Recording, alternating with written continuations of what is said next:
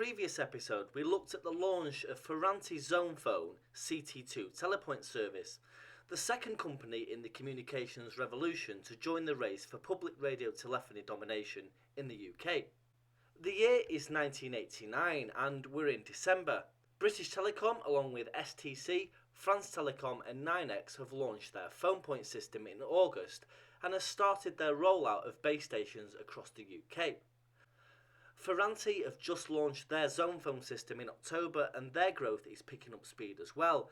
And now Mercury have launched their CallPoint system with an ambitious plan to create a nationwide service by April of 1990.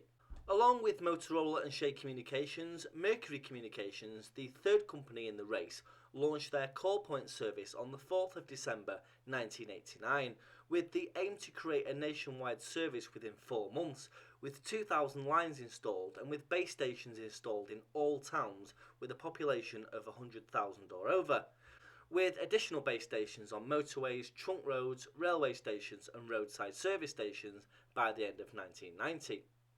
At the time of launch, 36 base stations were operational, with a further 500 due to follow shortly after.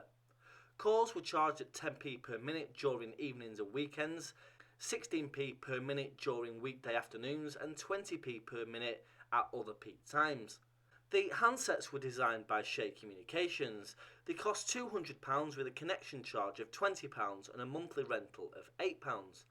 An interesting point to note is that while we have examples of Zone Phone, PhonePoint and Rabbit handsets and base stations in museums and private collections such as my own, there is a lack of examples of the Mercury CallPoint handsets, and during the research for this documentary series, I think I may have found the reason why.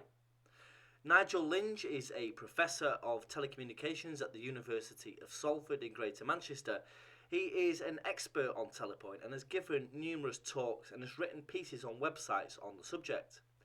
In a seminar he did in 2016, he said that he'd never seen a Mercury handset.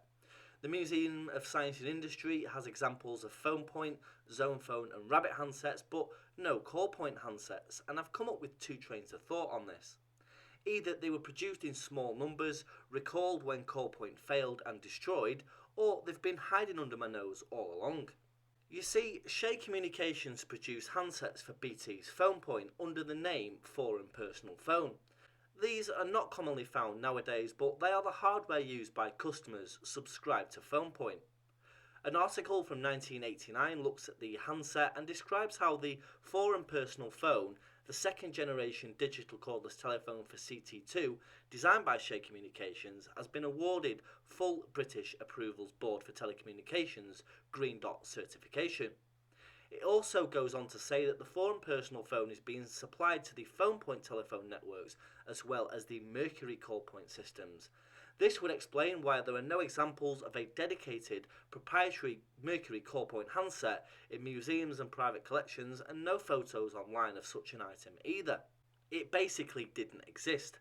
Both PhonePoint and CallPoint shared the same handsets and base stations, however there may have been some differences in branding. So let's fast forward to June of 1991. CT2 Telepoint has been operating publicly for less than 2 years, 22 months to be specific, and the newest contender to join the race, Mercury CallPoint, is about to cease trading after just 19 months. It has effectively collapsed and will be out of business within weeks. There have been rumblings for months before the collapse and rumours arrive about what is going to happen to CallPoint. Mercury's chairman at the time has indicated that there is a possibility of CallPoint merging with Mercury's personal communications network operator, Mercury Personal Communications. Motorola has also sold its 40% share in Mercury Personal Communications back to Cable and Wireless. So join me in the next episode where we'll look at the fate of PhonePoint and Zone Phone after the collapse of CallPoint, and the phoenix from the ashes that is about to become Rabbit.